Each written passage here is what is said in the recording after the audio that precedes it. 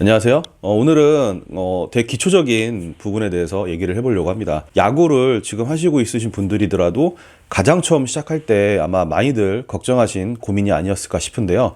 바로 야구를 시작하려고 하는데 어떤 글러브를 사야 하나요? 라는 주제에 대해서 다뤄볼까 합니다. 제가 영상을 촬영을 하고 제작을 할 때 기본적으로 여러분들께서 예를 들자면 수학으로 칠 때 4층 연산 정도는 하실 줄 안다는 전제 하에 이제 좀 전문적인 용어와 이런 분석들을 했다고 한다면 댓글이나 메일, 카톡 이런 질문들을 보면 단순히 야구를 좋아해서 야구를 시작하고 싶은데 어떤 글러브를 골라야 할지가 굉장히 고민이신 분들이 많더라고요. 유튜브를 보니까 어떤 글러브를 골라야 된다라는 이런 어떤 초보적인 그리고 가장 기본적인 부분에 대해서는 거의 영상이 없다시피 하더라고요. 그래서 제 영상을 이제 보시고 나면 어떤 글러브를 선택해야 될지에 대한 그런 스트레스가 조금이라도 줄어들지 않을까 싶습니다. 아마 지금 야구를 하시는 분들도 처음에 아무것도 모르고 사연야구를 시작할 때 가장 먼저 드는 고민이 그거였을 거예요. 어떤 글러브를 골라야 되나 이런 고민이 제일 많으셨을 거예요. 그리고 당연합니다. 저 역시 처음에 시작할 때 그랬으니까요. 이거는 브랜드라든가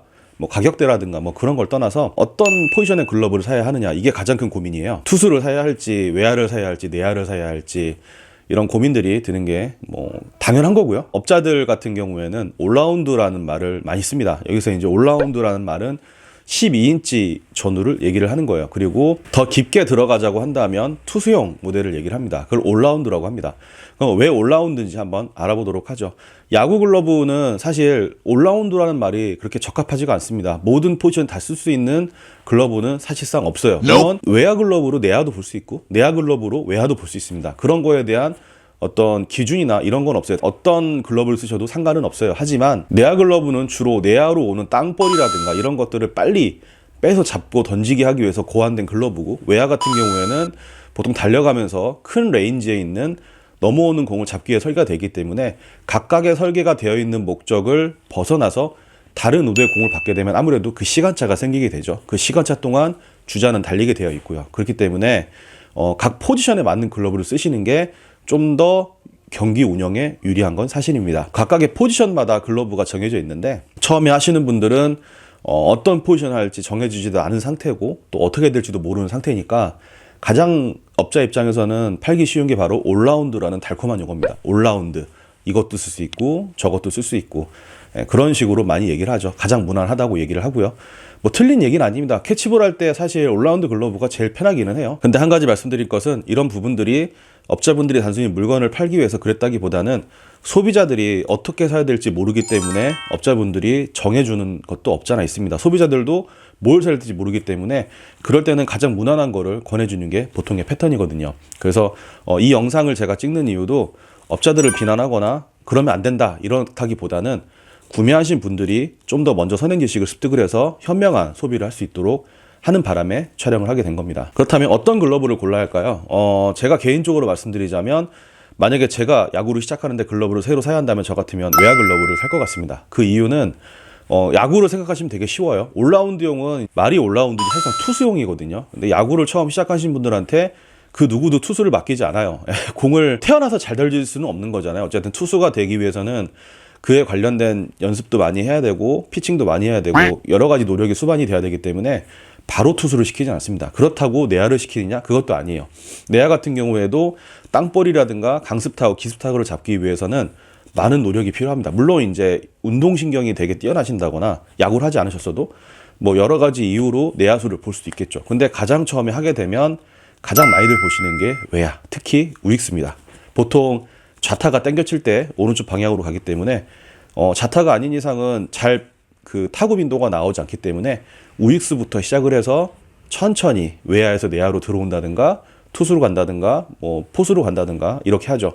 이렇게 따지면 원래 처음 맞는 사람들이 1루수를 맞는 게 가장 좋긴 합니다. 근데 1루수는 보통 그 팀의 이제 지명타자라든가 타격을 잘 치시는 분이라든가 아니면 좀 베테랑이신 분들이 보통 포진하기 때문에 1루수를 바로 한다는 거는 되게 쉽지 않고요. 보통은 외야로 가게 됩니다. 그래서 처음에 글러브를 마련하게 되신다면 경험상 확률적으로는 외야 글러브를 고르시는 게 저는 가장 낫다고 생각을 해요. 그래서 처음 야구를 시작하신 분들은 사인 야구에 들어가시게 되면 외야를 할 확률이 굉장히 높기 때문에 외야를 권합니다.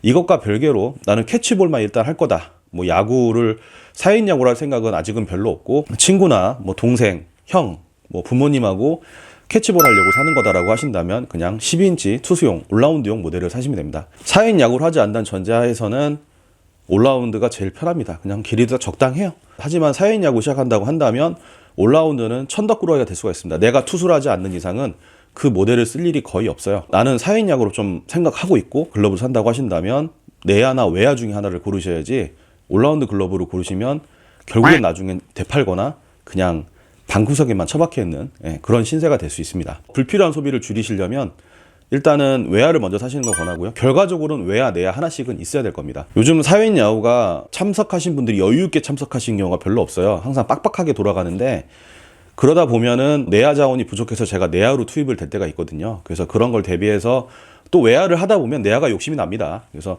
외야 글러브 하나, 내야 글러브 하나 정도는 있어야 되고요. 또 외야를 하시다가 뭐 내가 포수를 한번 해보고 싶다. 뭐 팀에서 포수 자본이 없어서 내가 포수 한번 도전해보고 싶다. 내지는 뭐 일루수를 해보고 싶다 이러신다면 뭐 미트류를 구매해서 준비하시면 되는 거고요. 어쨌든 그 이유는 4인 야구를 하시다 보면 자연적으로 아 내가 이 글러브를 사야 되겠구나라고 느껴집니다. 그래서 정리를 하자면 어떤 글러브를 골라야 할까요? 라고 한다면 외야 또는 내야 둘 중에 하나를 고르세요. 만약에 외야를 구매했는데 내야를 보라고 합니다. 그러면 팀원분들이 대부분 글러브를 하나씩은 가지고 있을 거예요. 제가 내야 글러브가 없는데 이번 한 번만 내야 글러브 보게 되면 혹시 내야 글러브 빌려줄 수 있나요? 라고 한다면 비싼 글러브는 안 빌려주더라도 연습용이라도 내야 글러브 있으신 분들이 있어요. 그래서 그분한테 빌리시면 되기 때문에 빌려보시고 내야 쓰시고 만약에 내야에 소질이 있다 그러면 그때 구매를 하시면 되는 겁니다. 오늘은 뭐 이렇게 처음 야구를 시작할 때 어떤 글러브를 골라야 할까에 대해서 좀 알아봤습니다. 조금이나마 도움이 되셨으면 좋겠고요.